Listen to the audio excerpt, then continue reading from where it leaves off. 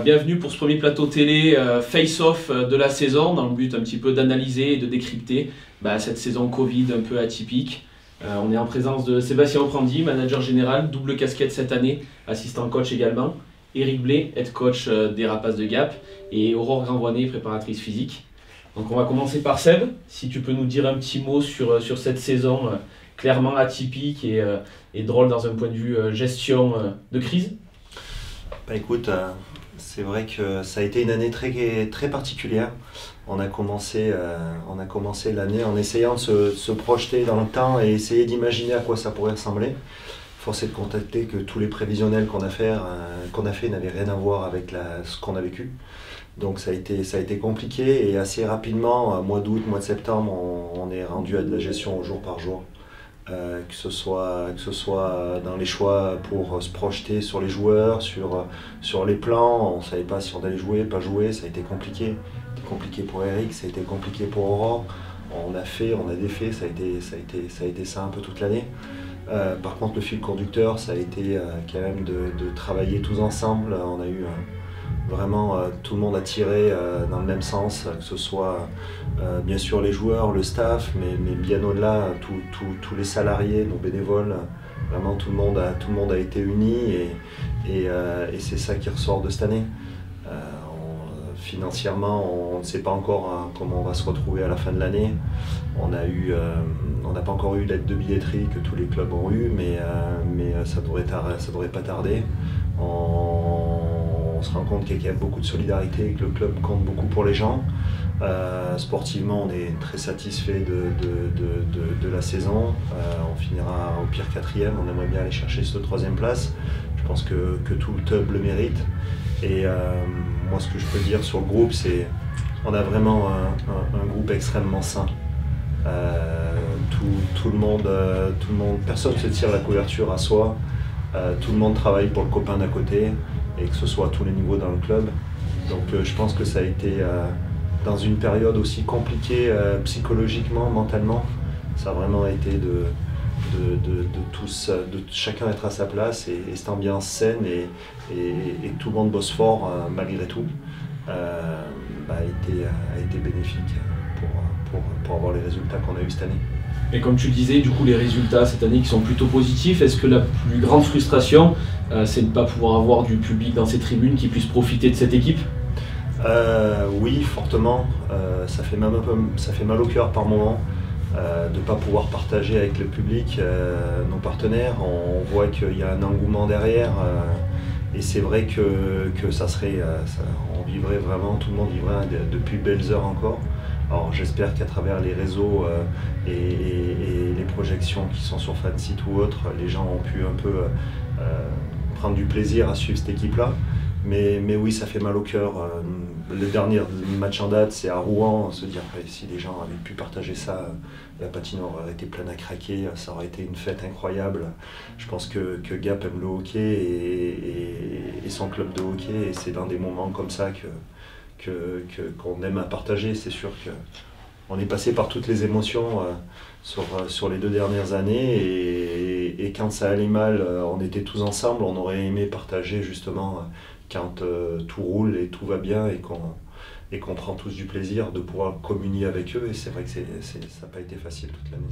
Ce qu'on relève du coup de ce que tu dis, c'est la notion vraiment de tous ensemble. C'est ce groupe qui a vécu dans cette année très spécifique. Eric, peut-être un petit mot là-dessus, sur la gestion d'un groupe gros travailleurs.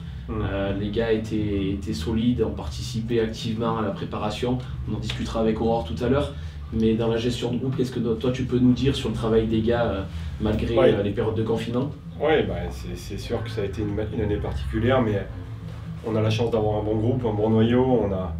On a œuvré aussi sur les deux dernières saisons aussi pour conserver une grosse partie de ce maillot-là.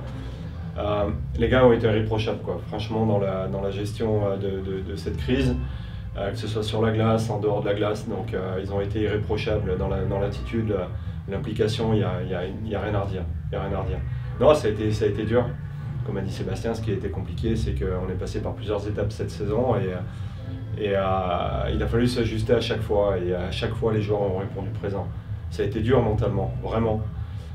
comme pour toutes les équipes. Hein. Et à l'intérieur de ça, mon job et notre job avec Sébastien, c'était dans la planification, l'organisation, de coller avec notre identité et puis de continuer à travailler à l'intérieur de ce qu'on a mis en place. Donc là-dessus, ils ont été réceptifs et on peut que les féliciter parce que ça a été dur, mais ils ont pris malgré tout beaucoup de plaisir à travailler ensemble. Donc ça, c'était top. Et vas-y Sébastien. Il y a vraiment un noyau sain et ce qui caractérise un petit peu ce groupe-là et puis je pense l'ensemble du club, c'est qu'on veut essayer de progresser jour après jour. Donc ça allait bien dans la situation où de toute façon on ne pouvait pas voir très loin. Donc ça a été très positif de ce côté-là et c'est vrai qu'en termes même de prépa physique, Aurore a dû arriver à trouver aussi, je pense, les mots, à arriver à orienter tout ça. Alors, on avait la chance de pouvoir en faire, ma prépa physique, mais je pense que ça serait bien que tu nous en dises un petit mot. Ouais, et la prépa, déjà il y a eu beaucoup de frustration parce qu'ils ont fait une grosse prépa cet été. Donc frustré de ne pas avoir un championnat normal. Après ça a été compliqué parce que il y a eu des arrêts où ils ont refait que de la prépa. On était parti sur peut-être 3-4 matchs semaine. Donc là c'était un peu on savait pas quoi faire au niveau de la prépa. Enfin compliqué pour les blessures, tout ça, adapter. Finalement on est revenu sur une formule à 1 ou 2 matchs par semaine. Donc ils ont fait beaucoup de prépa cette année. Beaucoup. Il y a eu des fois où ça s'est senti que c'était un peu lourd. Ils sont là pour jouer au hockey, surtout, plus que pour faire de la prépa.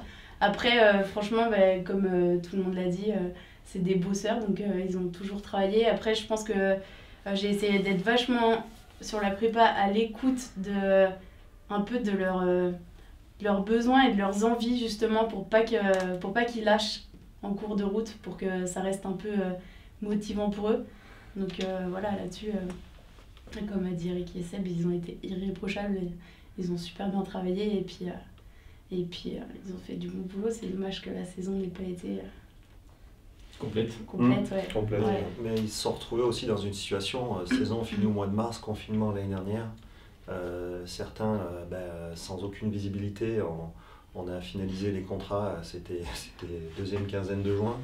Donc toute une période d'incertitude, on va vers où? Est-ce que le hockey va subir les foudres du Covid?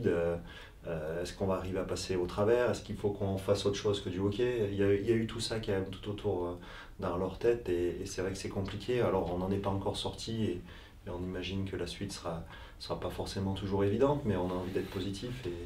Mais vraiment ça a été une période qu'ils ont bien gérée et même dans le suivi à distance, tout en étant confiné, il fallait encore qu'ils s'entretiennent, aussi physiquement. Ouais, mais tout le confinement, c'était des séances chez eux, devant leur télé, à poids de corps, voilà. Et on a essayé de rester pas mal en contact avec eux pour... des fois, il y avait un peu de psychologique à faire. C'est important. Mais bon, ouais, c'est important. Des fois, en même temps, ça a été long, quoi, comme période. Tout seul chez soi, dans son salon. Et si on pousse un peu l'analyse un peu plus intimiste au sein du vestiaire, de ce que dit Aurore, du coup, il y a eu des moments où ça a été compliqué, faire l'analyse psychologique, peut-être un peu discuter avec les joueurs, prendre la température, ça a été l'ascenseur d'un point de vue émotionnel.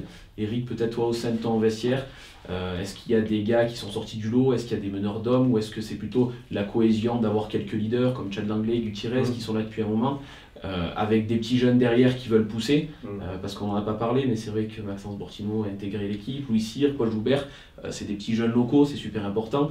Est-ce que c'est vraiment ce rôle-là des cadres et des petits jeunes qui font qu'il y a une osmose, ou est-ce qu'il y a des rôles attribués au sein de l'équipe? Tu as la réponse dans la question, c'est-à-dire que c'est exactement ça. Puis comme a dit Seb, c'est un vestiaire qui est sain, donc les choses se font naturellement. Et les jeunes sont très bien intégrés. On a eu même des U17 qui sont venus s'entraîner durant la saison. Et ça s'est très très bien passé à chaque fois. Ce groupe-là a fait ce qu'il fallait et puis dans ces moments-là a rien lâché, quoi. Voilà. Ils ont été sérieux dans tout ce qu'on leur a demandé. Il y a des séances d'entraînement qui étaient compliquées, comme pour le hors-glace, d'accord. Il y a des fois, ils venaient, à la fin de l'entraînement, ils font encore patiner alors qu'on a travaillé fort pendant 60 minutes, ils n'étaient pas trop contents avec ça. Sauf que derrière, voilà, l'objectif derrière tout ça, c'était de continuer à progresser, indépendamment du format du championnat. Ils sont venus pour ça. Il y a des joueurs qui sont venus aussi pour ça. Et donc on se devait aussi de coller avec ce qu'on leur avait proposé au départ, indépendamment, qui est 12 matchs, 22, 32, 44. On a continué et les joueurs ont progressé à l'intérieur de cette situation particulière. Donc non, c'est au-delà des résultats, c'est aussi la progression des joueurs, de l'ensemble des joueurs. Et ça, c'est important. Tchad, il n'a pas progressé. Tchad, il a fait son hockey. Il a été très important dans le vestiaire et sur la glace. Il y en a d'autres, je ne vais pas tous les citer, mais voilà. Et à l'intérieur de ça, comme je vous ai dit, c'était la progression. Et on a vu qu'il y a des jeunes joueurs qui ont progressé tout au long de l'année. Donc c'est une énorme satisfaction au-delà des résultats. Si on doit retenir un mot, du coup, Sébastien, c'est vraiment le travail d'équipe, gros travailleur et une osmose entre le staff et les joueurs. On a une identité d'une équipe qui travaille fort. Nos leaders sont des gars qui travaillent extrêmement fort, donc ils montrent l'exemple aux autres et les autres veulent progresser, avancer. Donc c'est excellent pour le développement et pour eux c'est très formateur. Donc non, tout ça est très positif. Le travail qu'Eric fait est juste incroyable. Aurore, c'est bien qu'elle soit là. On voit aussi que d'un point de vue physique, pour fournir les efforts qu'on fait toute l'année et d'être dans la face de nos adversaires comme on l'est toute l'année, il faut qu'on soit prêt physiquement. Donc chapeau déjà à eux deux. Je trouve qu'ils ont fait un travail vraiment top. Là on devait voter pour le meilleur coach de la ligue. Nous on ne peut pas voter pour le nôtre, mais on aurait bien voulu le faire. Mais on est très satisfait du travail qui a été fait. Et c'est un travail d'équipe. Toute la partie commerciale administrative dans cette période-là qui est très compliquée, où on ne sait pas trop se projeter, ça a été top. Non, vraiment c'est sain et on est fiers de ça et ça donne envie de nous projeter sur l'avenir. Il y a plein de choses et il faut qu'on continue à coller à ça et on a des projets dans l'avenir, on peut en parler un petit peu et c'est des choses qui collent à l'identité qu'on veut que le club ait, quoi. Ça marche. Merci en tout cas de vous être prêté au jeu de ce premier face-off. On se retrouve tout à l'heure avec la présence des joueurs pour un nouveau petit reportage et petite interview avec les joueurs. Merci. Il a fait une belle passe, mais il a pris tout le monde à contre-coup.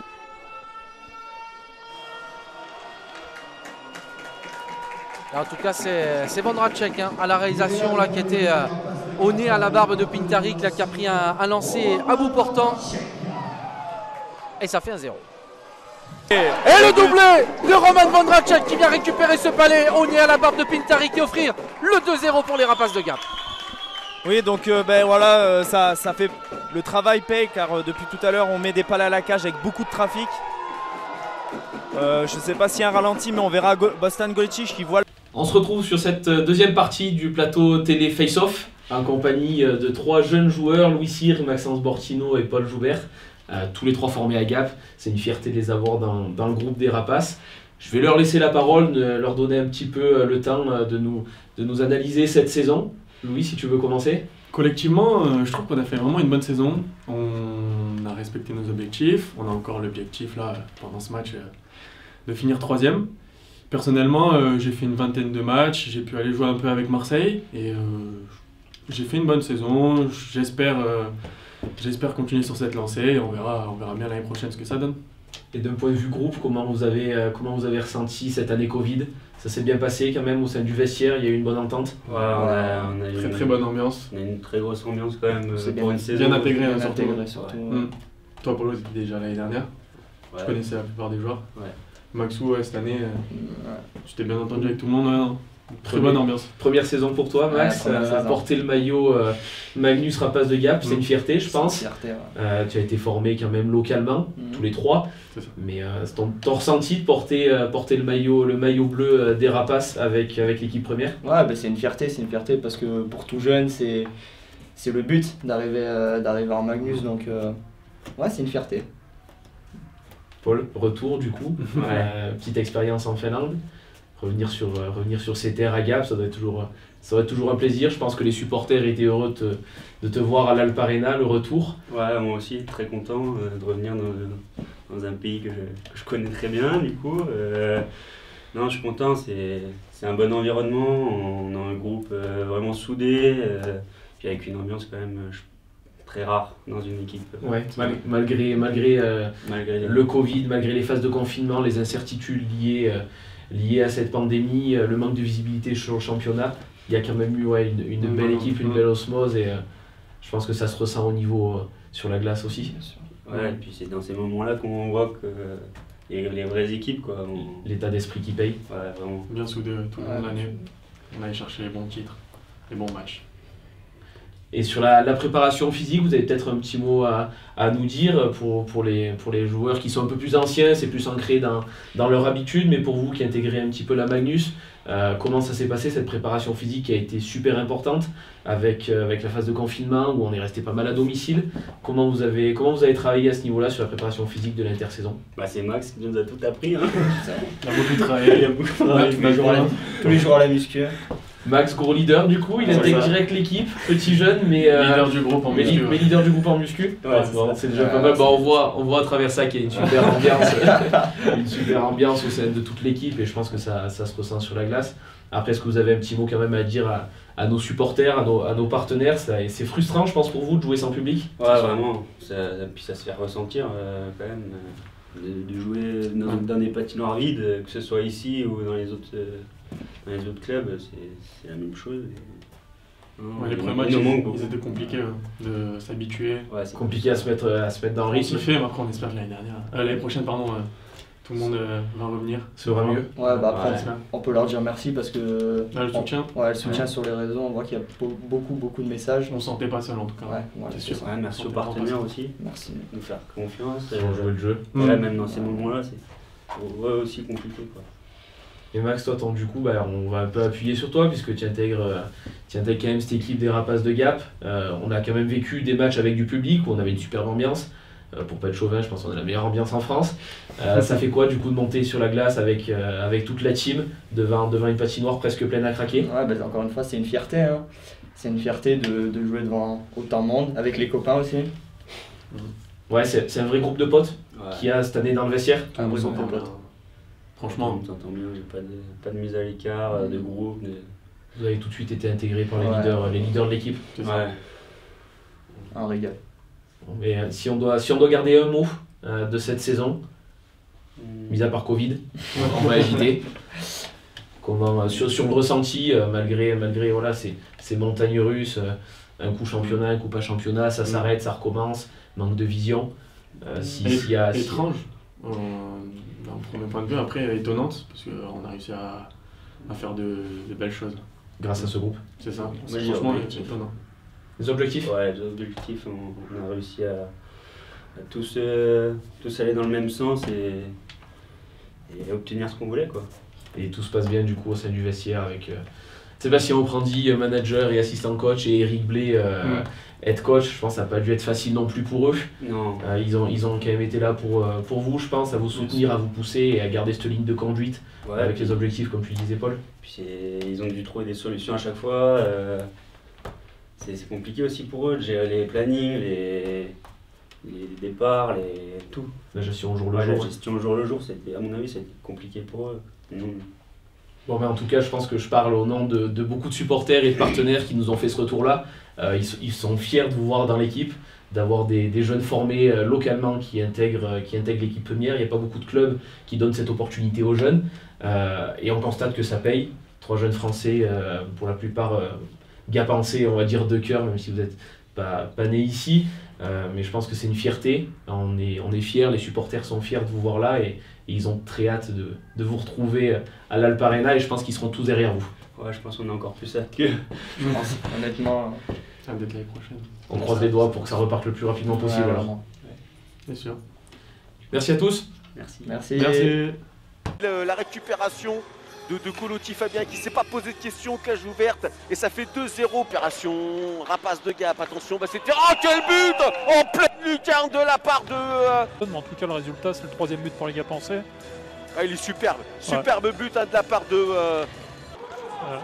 Allez, il faut revenir, parce que là Fabien Colotti ça va aller vite, on le sait, il est rapide et il crucifie les jokers sur cette récupération, il part tout seul et il fait à tromper. Ils n'ont pas réussi à revenir, c'est un peu compliqué, et puis là sur un shoot il était décalé par rapport à la cage, mais il a bien réussi à trouver la lucarne malgré tout.